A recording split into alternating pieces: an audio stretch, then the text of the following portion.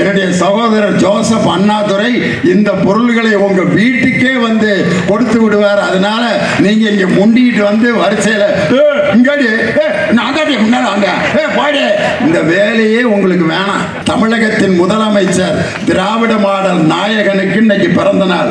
ஏன் இந்த தலைவருக்கு பிறந்த நாள் இப்படி கொண்டாடணும்? இன்னைக்கு அவரை பார்த்தா ஏன் எல்லாரும் காஞ்சி போய் கிடக்குறாங்கன்னா, ஃபர்ஸ்ட் ரீசன் அந்த அழகான முகம். அதை பார்த்துட்டு எல்லாம் தொட்டு பார்க்கணும், கை கொடுக்கணும், செல்ஃபி எடுக்கணும்னு ஆசைப்படுறாங்க. எடப்பாடி பழனிசாமி கூட யாராவது செல்ஃபி எடுக்கணும்னு அவன் கட்சிக்காரனே எடுக்க மாட்டேங்கிறான். இவர் கூட எடுத்தா சந்தேகப்படுவாங்கடா, செங்கோட்டையும் சேர்த்துக்க மாட்டாரு, அதனால செல்ஃபி எடுக்க வேணான்னு அவங்க கட்சிக்குள்ளேயே இன்னைக்கு குழப்பமாகி கிடக்குது. ஆனா அதிமுக என் பேரை ரைட்ல போட்டான், என் பேரை லெப்ட்ல போட்டான், என் படத்தை சின்னதா போட்டான் அப்படின்ட்டு செங்கோட்டையன் கூட்டத்தில் சேர் எடுத்துட்டு அடிச்சுட்டு கிடக்குது ஒரு கம்பெனி. அன்னைக்கு நான் யூடியூப்ல ஒரு கவிதை படித்தேன். என்ன கவிதைன்னா, 2 முட்டைகளை சேர்த்து ஆம்ப்லேட் போடலாம், 3 முட்டைகளை சேர்த்து கூட ஆம்ப்லேட் போடலாம். ஆனால் ஆஃப் பாயில் போட வேண்டும் என்றால் முட்டையை தனித்தனியாகத்தான் போட வேண்டும். அதுக்கு கீழே எழுதியிருக்கேன், அரை வேக்காடுகள் எப்போதும் ஒன்று சேரவே சேராது. இந்த அரை வேக்காடு வேற யாரும் இல்லை, பிஜேபி, அதிமுக, இன்னும் அந்த டுபாக்கூர் கட்சியெல்லாம். இன்னைக்கு ஒரு கட்சியில கொள்கை பரப்பு செயலாளர் வந்து என்ன பேசுறாருன்னா, அவங்க தலைவரை பார்த்து என்ன அழகா சிரிக்கிறாரா தலைவர். கொள்கை பரப்பு செயலாளர் கொள்கையை பத்தி பேசுவாருன்னு பார்த்தா தலைவர் சிரிக்கிறாருன்னு உடனே அவர் இந்த அப்படியே உட்கார்ந்தவர். இதுதான் கொள்கை அந்த கடைக்கு, அந்த கட்சிக்கு. எந்த கட்சின்னு தானே கண்டுபிடிச்சிருப்பீங்க. ஆனால் எங்கள் திராவிட முன்னேற்ற கழகத்தில் இன்னைக்கு பாசிசத்தை பற்றி, பம்மல் தினேஷை பற்றி தினேஷ் கிட்ட 1 மணி நேரம் பேச சொன்னா என் தம்பி பம்மல் தினேஷ் பாசிசம் என்றால் என்னங்கிறத பேசுவான்.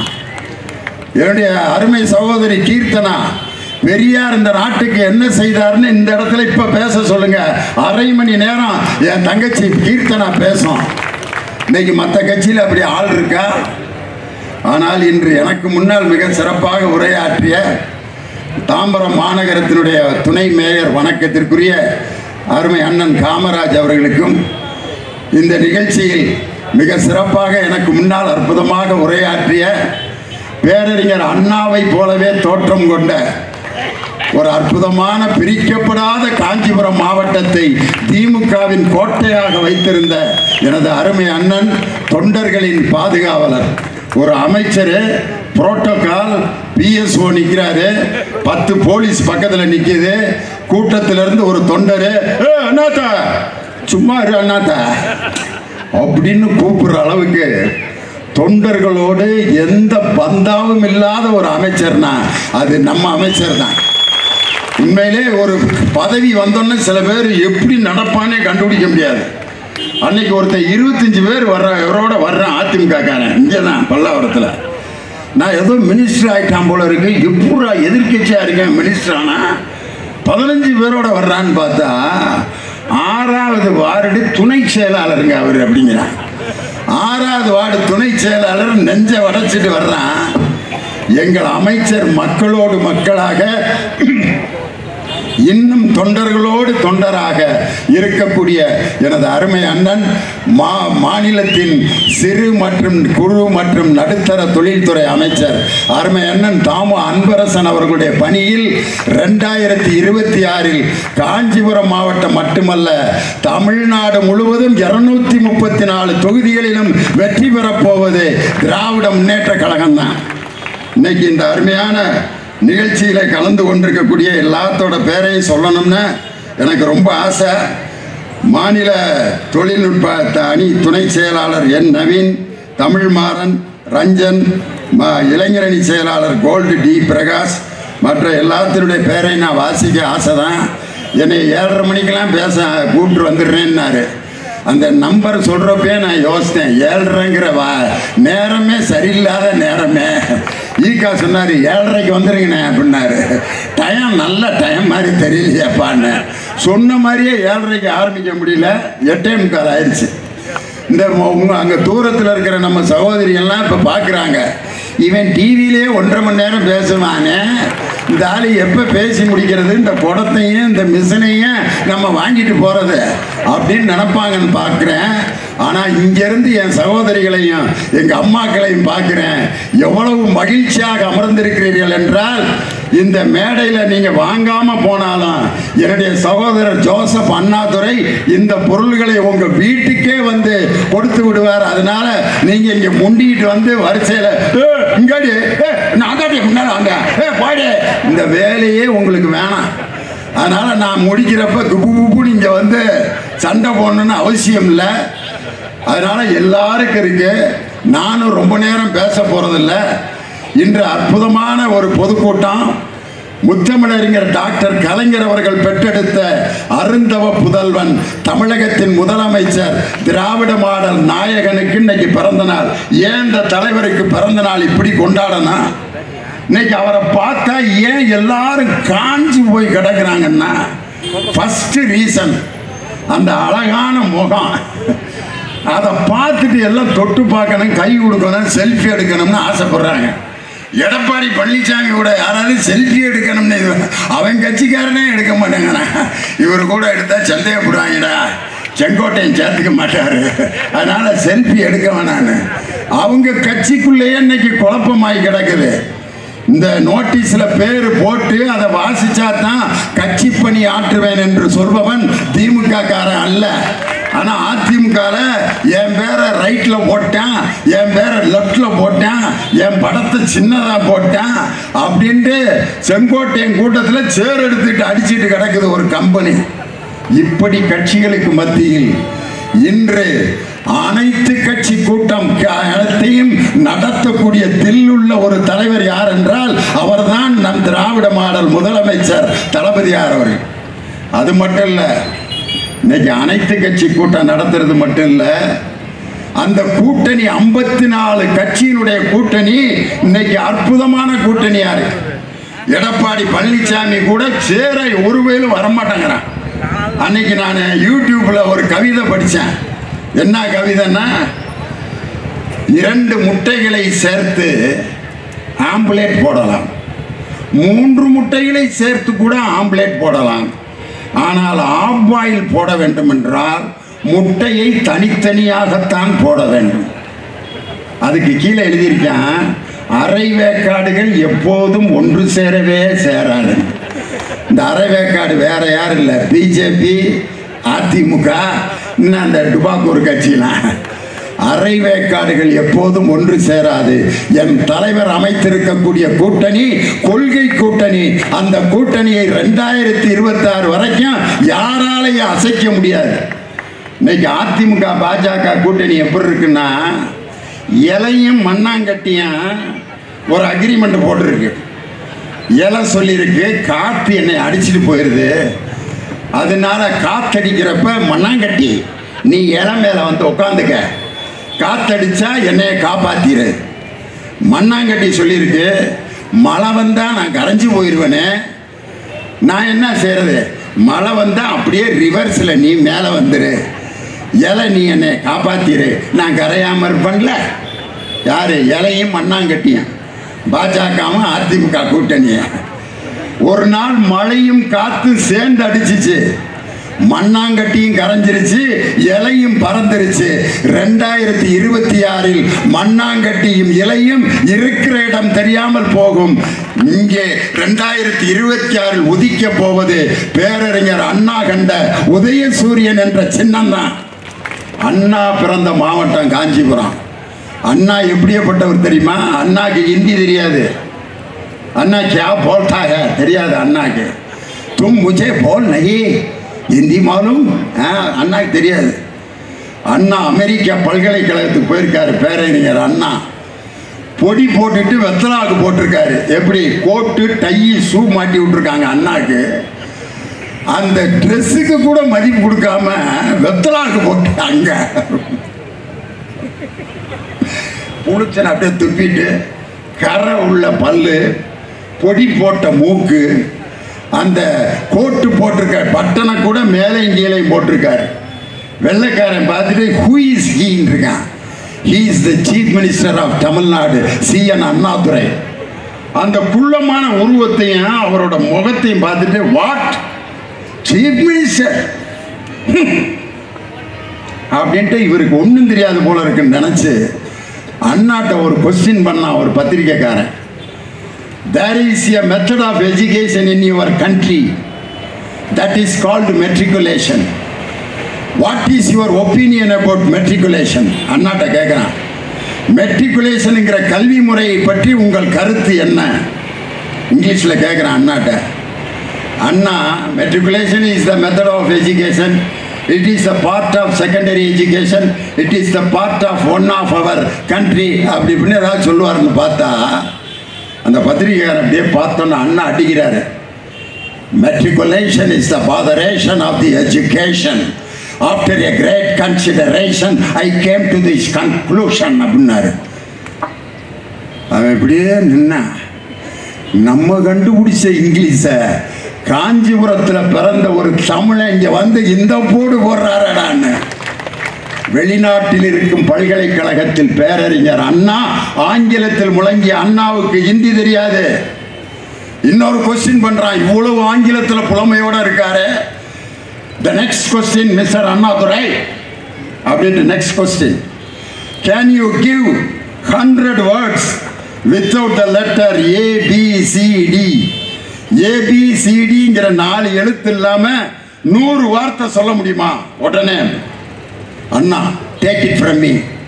1 2 3 4 5 6 7 8 99 வரைக்கும் சொல்றாரு. 99 இருக்கிற அந்த வார்த்தையில ABCDங்கிற 4 எழுத்து வராது. இங்கிலீஷ்காரன் கூட கண்டுபிடிக்காததை எங்கள் பேரறிஞர் அண்ணா அன்னைக்கு கண்டுபிடிச்சிட்டு அவன் 100 வார்த்தை சொல்லணும்னு சொன்னான்ல. 99 சொன்னா 100ன்னா அதுல டி வந்துடும். 100ன்னு சொல்லி மாட்டிக்குவாருன்னு நினைச்சாங்க. ஆனா அண்ணா 99 சொல்லிட்டு ஸ்டாப் அப்படின்னாரு. 100 வார்த்தை ABCDங்கிற எழுத்து இல்லாம அன்னைக்கு வெள்ளைக்காரனுக்கு முன்னாடி ஆங்கிலத்தில் புலமையோடு பேசிய பேரறிஞர் அண்ணாவுக்கு ஹிந்தி தெரியாதியா? எங்க அப்பார்ட்மெண்ட்ல ஒரு தமிழ்காரரு ஹிந்தி பொண்ணை கல்யாணம் பண்ணி எங்க வீட்டுக்கு பக்கத்துல தான் குடியிருக்காரு. அந்த பிள்ளைக்கு தமிழ் தெரியாது, இவருக்கு ஹிந்தி தெரியாது. ரெண்டும் எப்படி குடும்பம் நடத்தணும்னு யோசனை பண்ணி பாருங்க. தும் முஜே பானி வைங்க அப்படிங்கிற, அது தண்ணி வேணுமான்னு கேட்குது. பானி பானி பானி கரம் பானி அது தில் பானி, சுடு தண்ணியா பச்சை தண்ணியா அப்படின்னு கேட்குது. அவர் தில் நோ பல பானி கரம் வாட்டர் அப்படின்னு சொன்னோன்னா தண்ணி கொண்டு வருது. அந்த ஹிந்தி தெரியாத பிள்ளைகிட்ட கரம் பானி தில் பானின்னு கேட்டு பார்க்குறாரு. இல்லை, அந்த பிள்ளைக்கு குர்பானின்னா என்னன்னு தான் தெரியும். கடைசிக்கு வாட்டர்ன்னு சொல்லி தான் இன்னைக்கு ஓட்டிக்கிட்டு இருக்காரு அவரு. அதே மாதிரி அந்த பிள்ளை இப்போ தமிழ் பழகிருச்சு, இவரால் ஹிந்தி பழக முடியல. எங்கள் தமிழ் மொழியை மாற்று மொழிக்காரர்கள் எளிமையாக தெரிந்து கொள்வார்கள். அப்படிப்பட்ட பண்பாடும் கலாச்சாரமும் நாகரிகமும் உள்ள மொழி நமது தமிழ் மொழி. அப்படிப்பட்ட தமிழ் எம்பிக்களை பார்த்து தர்மேந்திர பிரதான்ங்கிற கல்வி அமைச்சர், எம்பிக்கள், தமிழக எம்பிக்கள் நாகரிகமற்றவர்கள், the member of the parliament of Tamil Nadu, they are uncultured fellows. ஒத்துச்சிட்டாங்க. நம்பாலாம் யாரை பார்த்து கலாச்சாரம் இல்லாதவர்கள் என்று கேட்கிறீர்கள்? தமிழ் பண்பாடு எப்படிப்பட்ட பண்பாடு? நம்ம வணக்கம் எப்படி சொல்லுவான்? வணக்கம். இந்த வணக்கம் சொல்றதுக்கு என்ன அர்த்தம்னு யாருக்காவது தெரியுமா? இப்படி கூட சொல்லியிருக்கலாம், வணக்கம் அப்படி வச்சிருக்கலாம், வணக்கம் அப்படிங்களா, வணக்கம் வணக்கம் வணக்கம் அப்படின்னு கூட சொல்லலாம். ஏன் இந்த நெஞ்சுக்கு பக்கத்தில் 2 கைகளை கூப்பி வணக்கம் சொல்றான் தமிழன் தெரியுமா? வலது கை என்பது எல்லோராலும் பாராட்டப்படுகின்ற கை, உழைப்பின் கை. இது நம்மை சுத்தப்படுத்தும் அசிங்கமான கை. தமிழனுக்கு வலது இடது என்று இடது கையை எப்படி வலது கையை நேசிக்கிறானோ அதுபோல சுத்தம் செய்யக்கூடிய சாதாரண மக்களும் வலது கை போல இருக்கக்கூடிய உழைப்பாளர்களும் எங்களை பொறுத்தளவு ஒன்றுதான் என்று இடது கையையும் வலது கையையும் ஒன்றாக வைத்து வணக்கம் சொல்கின்ற இனம் நம்ம தமிழ்நாடு. நம்ம வீட்டுக்குள்ள யாருக்காவது வந்துட்டா தண்ணி, முதல்ல தண்ணி தான் கொடுப்போம். தண்ணின்னா நீங்கள் வேற ஏதாவது நினச்சிடாதீங்க. அப்படியா, வீடுகளில் தண்ணியாக கொடுக்குறீங்க? வந்தோன்னு ஒரு டம்ளரில் தண்ணி கொடுப்பாங்க. எதுக்கு? அந்த தண்ணி அவர் குடிச்சிட்டாருன்னா அந்த வீட்டை நம்பிட்டாருன்னு அர்த்தம். இந்த வீட்டை நீ நம்பி சாப்பிடலாமையா, உனக்கு எந்த விதமான தொந்தரவு நான் பண்ண மாட்டேன்னு நம்பிக்கையின் அடையாளமாக வந்தோன்னு ஒருத்தருக்கு தண்ணி கொடுக்குற இனம் நமது உலகத்திலேயே நம்ம தமிழர்கள் மட்டும்தான். விருந்தோம்பலுக்கு நம்பால் தானே என் பேர் போனவன். ஆனால் இன்னைக்கு என்ன ஆகி போச்சுன்னா, ஒரு சின்ன கண்ணாடி வச்சிருக்கான் வீட்டில். யாராவது வந்தால் கண்ணாடி வழியாக பார்க்குறேன், யாரா மாமன் பிள்ளைகளோடு வந்துட்டேன், சாப்பிட்ற நேரத்தில் உள்ள நுழைகிறப்பே வாங்க மாமா வாங்க வாங்க. நீங்களாம் நம்ம வீட்டில் சாப்பிட சொன்னால் சாப்பிட போகிறீங்க வர்றப்பே. அதுக்கு அவன் அப்படியே சொன்னாலே நீங்கள் என்ன விட்டுறவா போகிறீங்க, சாப்பிட்றதுக்குன்னே வந்திருக்கேன். அப்படியே சாப்பிட்டாலும் பிள்ளைய கையில் 500 ரூபா கொடுக்காமையா போயிடுவேன். 20 ரூபாய்க்கு சோத்தை போட்டு 500 ரூபாய்க்கு ஆட்டையே போடுறேன். அதுக்கு அவன் சொல்கிறேன், அப்படியே கொடுத்தாலும் உன் பிள்ளைய என்ன வாங்கவா போகுது? இவனும் காசு கொடுக்கல, அவனும் சோறு போடல, வாயிலேயே ரவை வாங்கி உப்புமாக்குன்றான். நம்பால் இன்னைக்கு அப்படி ஒரு கட்சி தான் வாயிலேயே ரவை வாங்கி உப்புமாக்குன்றது பாஜக. நரேந்திர மோடி இங்கே வந்து பார்த்தீங்கன்னா எந்த கூட்டத்தில் வந்தாலும் ஒரு திருக்குறள் சொல்லுவார். எப்படி சொல்லுவார் பார்த்துருக்கீங்களா? அகிரமுதுல எழுத்துலாம் அதி பகுபேன் முதிற்றே உழுக்கு. திருவள்ளுவர் அழுகுறார்.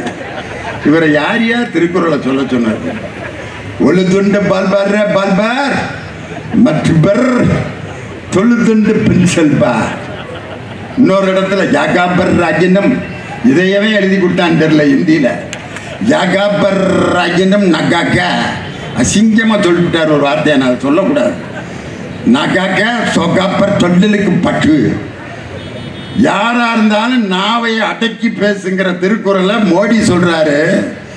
இதை ஒன்றிய பிரதமர்கிட்ட கேட்கிறேன், உங்க கல்வி அமைச்சர் தர்மேந்திர பிரதானுக்கு முதல்ல சொல்லுங்க, யாகாவர் ஆயினும் நாகாக்க, நாவை அடக்கி பேச வேண்டும் என்று உங்க கல்வி அமைச்சருக்கு சொல்லுங்க. இன்னைக்கு பாஜக அந்த கூட்டணியில சேரலாமா வேணாமான்னு எடப்பாடி பழனிசாமி, ஐயோ ஐயோ. இன்னைக்கு என் தலைவர் சட்டமன்றத்தில் தமிழ்நாட்டில் சட்டம் ஒழுங்கு சீர்குலைந்து விட்டது. யாரு? எடப்பாடி பழனிசாமி.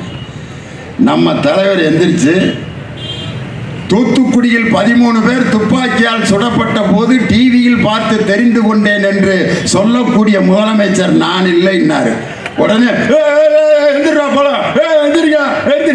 தலைவர் இருந்து பதில் சொல்லுங்கள், தைரியம் இருந்தால் சட்டமன்றத்தில் இருந்து பதில் சொல்லுங்கள், கோழைகளை போல் ஓடாதீர்கள் என்று என் தலைவர் ஓட ஓட விரட்டப்பட்ட ஒரு எதிர்கட்சி தலைவர் தான் யாரு? நம்ம ஆளு பழனிசாமி. இன்னைக்கு அவரு மேடை மேடை சொல்லிட்டு இருக்காருயா, அனைத்து இந்திய அண்ணா திராவிட முன்னேற்ற கழகம் 200 தொகுதியில் வெற்றி பெற்று ஆட்சி அமைக்க. அட கேடு கட்ட குப்பை, எப்படியா மனசாட்சி இல்லாம உங்களால சொல்ல முடியுது? குவார்டர்லியில் 1 மார்க்கு, ஆஃபெலியில் 1/2 மார்க்கு, தேர்டு மிட்டம்ல 0. நீ எப்படி அணுவல்ல 100க்கு 100 வாங்குவ? 10 தேர்தலிலும் தோல்வி அடைந்து இன்னைக்கு கோமா ஸ்டேஜில் இருக்கிறார் எடப்பாடி பழனிசாமி. மூழ்கிக்கிட்டு இருக்க அந்த கப்பல் 10 தேர்தலில் தோத்து கப்பல் இப்படியே போகுது. ஐயா உள்ள போறாரு. இந்த நேரம் பார்த்து ஓபிஎஸ்னு ஒரு ஓட்டை டபக்குன்னு தண்ணி வெளியே போகுது, கப்பலுக்குள்ள வருது தண்ணி. அடுத்து செங்கோட்டைங்கிற ஓட்டை டமக்குன்னு தண்ணி கப்பலுக்குள்ள வருது. புளிய வச்சு அடைச்சு அடைச்சு அடைச்சு கப்பலை ஓட்டிக்கிட்டு இருக்கிற எடப்பாடி பழனிசாமி, இமயமலை போல் இருக்கும் எங்கள் திராவிட முன்னேற்ற கழகத்தை பற்றி பேசுவதற்கு எந்த தகுதியும் இல்லை. இன்னைக்கு நேற்று ஒரு புத்தகம் வெளியிட்டிருக்கிறார்கள் நம்ம தலைவரை பற்றி. மொழியன், அருள்மொழியன் ஒருத்தர், பாசிசத்தை எதிர்த்து ஸ்டாலினின் குரல் அப்படின்னு ஒரு புத்தகம்.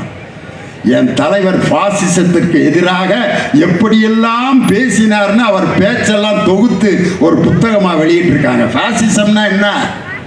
ஒரு நாட்டில் இருக்கக்கூடிய அறிவுபூர்வமான ஒரு இனத்தை அழிக்கக்கூடிய ஒரு சக்தி தான் பாசிசம். ஹிட்லரை பாசிஸ்ட்னு சொல்லுவாங்க. ஏன்? அந்த ஜெர்மனியில் இருக்கக்கூடிய யூதர்கள் மிகப்பெரிய அறிவாளிகள். உலகத்தில் இருக்கக்கூடிய சயின்டிஸ்டுகள் பூரா யூத இனத்தை சேர்ந்தவர்கள் தான். ஐசக் நியூட்டன், கலீலியோ, இப்படி எல்லாருமே யூத இனத்தை சேர்ந்தவர்கள். அந்த இனம் அறிவு பெற்றுவிடக் கூடாது என்பதற்காக யூத இனத்தை அழிப்பதற்காக தோன்றிய சர்வாதிகாரி பாசிஸ்ட் தான் ஹிட்லர். அதுபோல இந்த தமிழ்நாட்டில் அறிவுமிக்க தமிழ் இனத்தை அழிப்பதற்காக தோன்றிய ஹிட்லர் போன்ற பாசிஸ்ட் யார் என்றால் ஒன்றிய பிரதமர் நரேந்திர மோடி. உங்கள் பாசிசம் எங்கள் தமிழ்நாட்டின் தலைவர் ஸ்டாலின் முன்னால் செல்லாது என்ற இந்த நேரத்தில் நான் சவாலாக சொல்றேன். அந்த ஹிட்லருக்கு ஒரு கொள்கை பரப்பு செயலாளர் இருந்தார். அவருக்கு பேர் கோயஃபெல்ஸ். அந்த கோயஃபெல்ஸ் தான் அண்ணாமலை. ஹிட்லருக்கு எப்படி கோயஃபெல்ஸோ அது மாதிரி மோடிக்கு ஒரு அண்ணாமலை.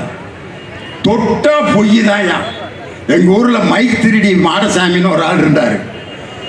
எங்க போனாலும் மைக்கை தூக்கிடுவாரு. அன்பார்ந்த பெரியவர்களே, அந்த கல்யாணத்தில் வையா மைக்க பார்த்தா பேசிக்கிட்டே கிடப்பேன். கல்யாணம் முடிஞ்சு பொண்ணு மாப்பிள்ள போகுது, சாந்தி முகூர்த்தத்துக்கெல்லாம் போயிடுவாங்க. அதுக்கப்புறம் வாழ்த்துற சொல்லிட்டே இருப்பேன். குடும்பம் தொடங்கிட்டாங்க, என்னமா வாழ்த்துற அப்படின்னு. இந்த மைக்கு மாடசாமி மாதிரி யாருன்னா நம்ம பாஜகவோட அண்ணாமலை. 15 மைக் இருந்தோன்னா ஒன்றுக்கு போகிறதுக்கு முன்னாடி ஒரு பேட்டி, ஒன்றுக்கு இருந்துட்டு வந்துட்டு ஒரு பேட்டி. அதாவதுங்கண்ணா, தமிழ்நாட்டிலங்கண்ணா எல்லா துறையிலையும் பயங்கரமான ஊழலுங்கண்ணா. இன்னைக்கு டாஸ்மார்க்கில் 1000 கோடி ஊழலுங்கண்ணா. அதுக்கு எங்களுடைய மின்சாரத்துறை அமைச்சர் செந்தில் பாலாஜி சொன்னார், எந்த அடிப்படையில் நீங்கள் எங்கள் டாஸ்மார்க் நிறுவனத்தை ஆய்வு செய்தீர்கள்? இன்னைக்கு காலையில் ஒரு மத்திய அமைச்சர் எந்திரிச்சு சொல்றாரு, அமலாக்கத்துறை அமைச்சர். அவர் என்ன சொல்றாருன்னா, இதுவரை அமலாக்கத்துறை மூலம் 193 வழக்குகள் போடப்பட்டிருக்கின்றன. அந்த வழக்கில் 2 பேருக்கு தான் தண்டனை கொடுத்துருக்கோம். மீதி 191 வழக்குகள் டுபாக்கூர். அப்போ 191 வழக்கு டுபாக்கூர்னா அப்போ இந்த டாஸ்மார்க் மேலே போட்டிருக்க வழக்கு டுபாக்கூர் தான். அந்த வழக்கை சட்ட ரீதியாக சந்திப்பேன் என்று எங்களுடைய மின்சாரத்துறை அமைச்சர் செந்தில் பாலாஜி நேருக்கு நேர் பேட்டி கொடுத்தாரு. இந்த துணிச்சல் வேற எந்த கட்சிக்காரனுக்காவது உண்டா? இந்த பாசிசத்தை பற்றி பேசியானா புதுசாக கட்சி தொடங்கினவர். அது பாசிசம், இது பாயாசம். பாசிசத்தை பற்றி பேசியானா பாயாசம் கிண்டிக்கிட்டு இருக்காரு. இப்படித்தான் ஒரு அம்மா புதுசாக கல்யாணம் ஆனது பாயாசம் செய்வது எப்படி அப்படின்ட்டு ஒரு புஸ்தகத்தை வாங்கி பாயாசத்துக்கு ஒன்றொன்னா செஞ்சிட்டு இருக்கு. சேமியாவை எடுத்துருச்சு, வறுக்கவும், ஜவ்வரிசியை ஊற போட்டாச்சு, 2ஐயும் கலக்கவும், கலக்கியாச்சு, சர்க்கரையை போட்டாச்சு, ஏலக்காய், இது முந்திரி பருப்பு, கிஸ்மிஸ் பழம் அனைத்தையும் போடவும். எல்லாம் போட்டுட்டு புருஷன் உட்காந்துருக்கான். வீட்டுக்காரம்மா பாயாசம் செய்யுது, முடிஞ்சோடனே சாப்பிடுவான் அப்படின்னா அந்த அம்மா கிச்சனுக்குள்ள இருந்து ஒரு சத்தம் கேட்குது, பாயாசம் 1 தரம், பாயாசம் 2 தரம், பாயாசம் 3 தரம். என்னடி பாயாசம் செஞ்சுட்டு ஏலம் விட்டுக்கிட்டு இருக்க அப்படின்னு. கடைசியில் போட்டுருச்சுங்க மாமா, பாயாசத்தை கடைசியில் ஏலம் போட்டு இறக்கவும் அப்படின்னு போட்டுருந்துச்சு. ஏலம்னா ஏலக்காய் போட்டு இறக்க சொன்னதுக்கு ஏலம் போட்டு இறக்குச்சு. அந்த பாயாசத்தை தின்னவே ஆஸ்பத்திரியில் கலைஞ்சிட்டு கிடக்கிறேன். மூக்கில் டியூபை ஏற்றி குளுக்கோஸ் ஏற்றிக்கிட்டு இருக்காங்க. ஒரு கட்சியில் பாசிசம்னா என்னன்னு தெரியாத ஒரு தலைவர் பாயாசத்தை பற்றி பேசி அவர் இன்னைக்கு 2026 ஆட்சி அமைக்க போறாராம். இன்னைக்கு நான் சொல்றேன், இது சினிமா இல்லை தம்பி. சினிமாவில் ஒரு பொம்பளை பிள்ளை யாராவது ஒருத்தன் துரத்திட்டு வருவேன். அந்த பிள்ளை ஐயோ யார், ஐயோ போடா, ஏண்டா என்னை பின்னாடி யார் தெரியுமா அப்படின்னு அப்படி பக்கத்தில் வந்து தொடுவான். உடனே ராஜு அப்படின்னு கூப்பிடும்.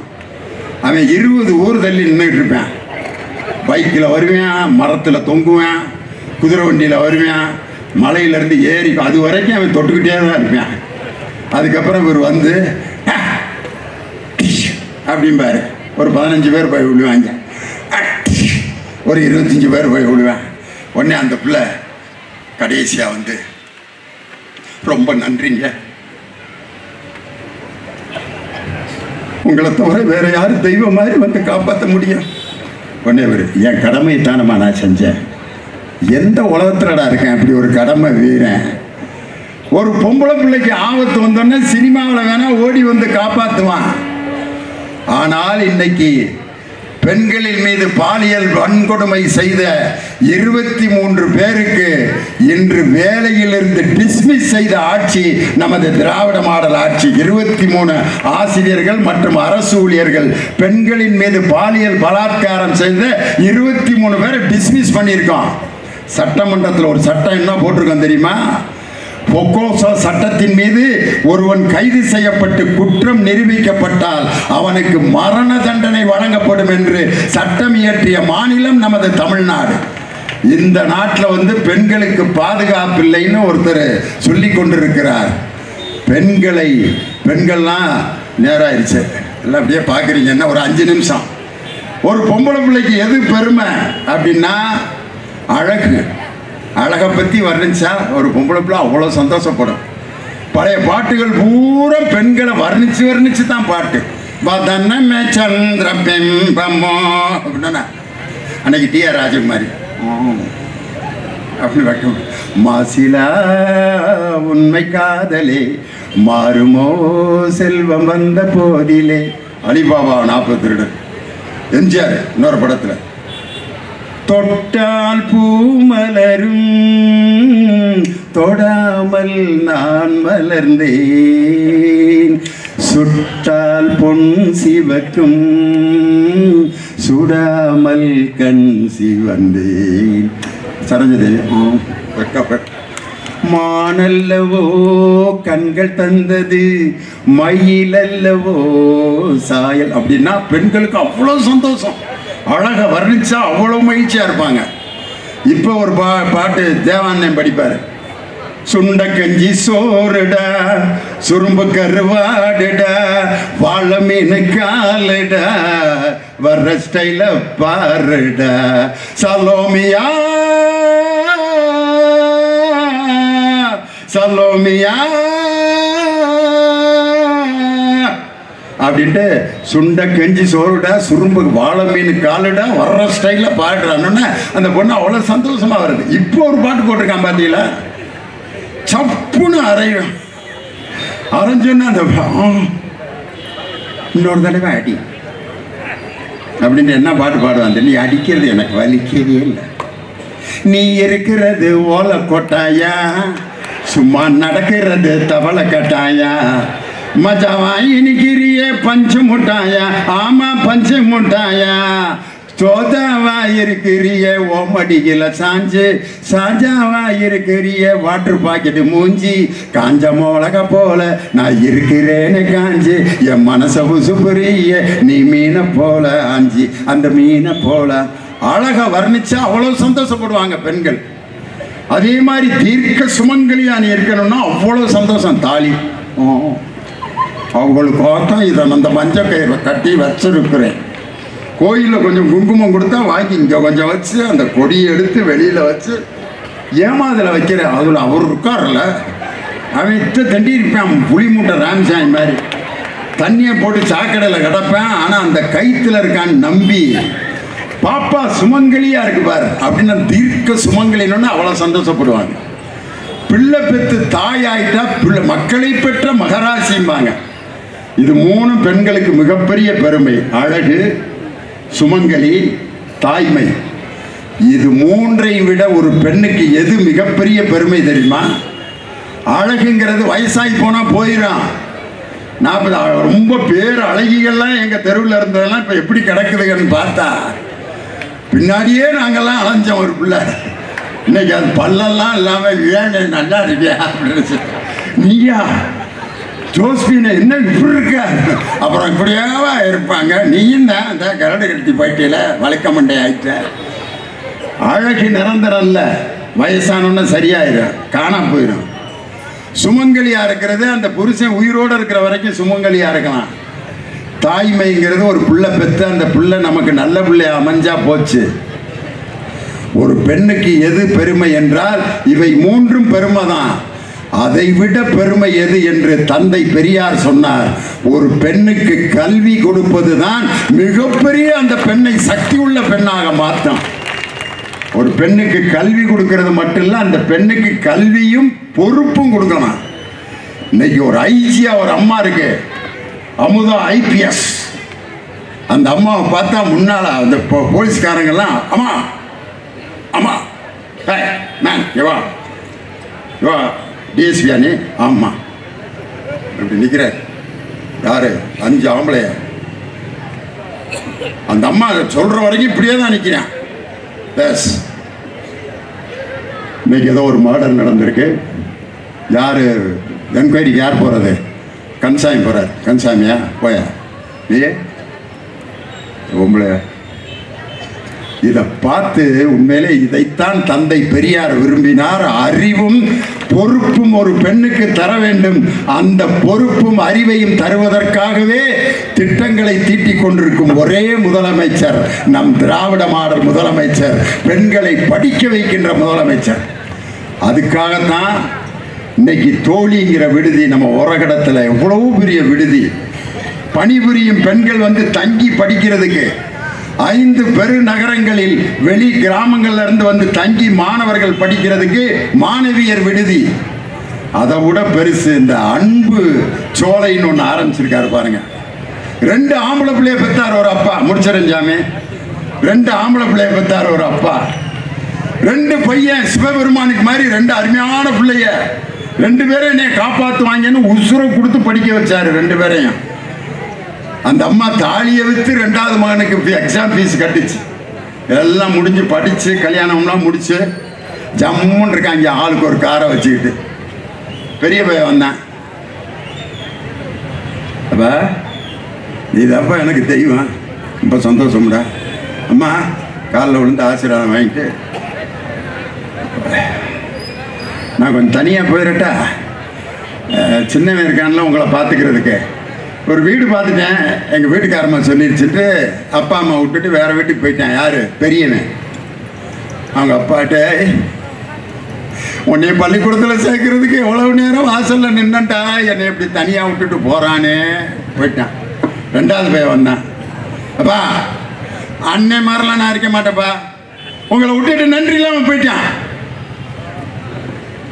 நீ என்னடா செய்ய போகிற? பார்த்துக்கிருவியா? நீங்கள் 2 பேரும் வாடகை வீட்டுக்கு போயிருங்க, நான் இந்த வீட்டில் இருந்துக்கிறேன்னா அவங்க அப்பா அம்மா 2 அவனே தேவலாம் போல இருக்கு. அவனாவது நாங்கள் இருந்த வீட்டை விட்டுட்டு வேற வீட்டுக்கு போனான், இவன் எங்களை துரத்தி விட்டுட்டு இந்த வீட்டில் இருக்கானேன்ட்டு அந்த வயதான தம்பதிகள் காப்பாற்றுறதுக்கு யார் இல்லாமல் அழுது கொண்டிருந்தவர்களின் கண்ணீரை துடைத்து ஒவ்வொரு மாவட்டத்திலும் முதியோர் இல்லங்கள் அன்பு சோலை என்ற திட்டத்தை உருவாக்கிய தலைவர் நம் திராவிட மாடல் முதலமைச்சர். இன்னைக்கு மூழ்கி கொண்டிருக்கும் கப்பலாக யாரு? எடப்பாடி பழனிசாமி. ரோட்ல புரளி வித்தை காட்டுவது போன்ற பாஜகவின் தலைவர் அண்ணாமலை. புதுசா கட்சி தொடங்கி பாயாசம் கிண்டிக்கிட்டு இருக்க ஒருத்தர்.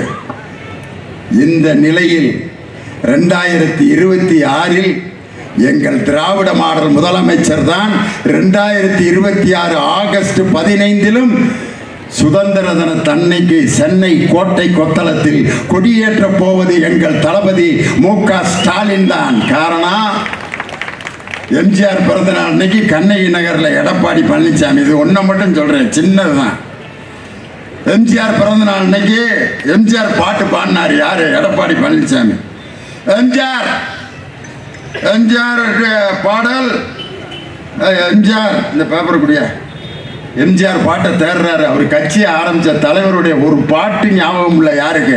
எடப்பாடி பழனிசாமி. எம்ஜிஆர் பாட்டு, இவர் போல யார் என்று ஊர் சொல்ல வேண்டும், கண் போன போக்கிலே கால் போகலாமா அப்படின்ட்டு கொடுத்ததெல்லாம் கொடுத்தான் அவன் யாருக்காக? யாரு? எடப்பாடி பழனிசாமி பாடினாரியா. இன்னைக்கு எடப்பாடி பழனிசாமிக்கு அதே எம்ஜிஆர் பாட்டை வச்சே சொல்றேன். அந்த வரியில அந்த பாட்டில் எம்ஜிஆர் என்ன பாடியிருப்பார் தெரியுமா? எடப்பாடிக்காக வேண்டியதான்.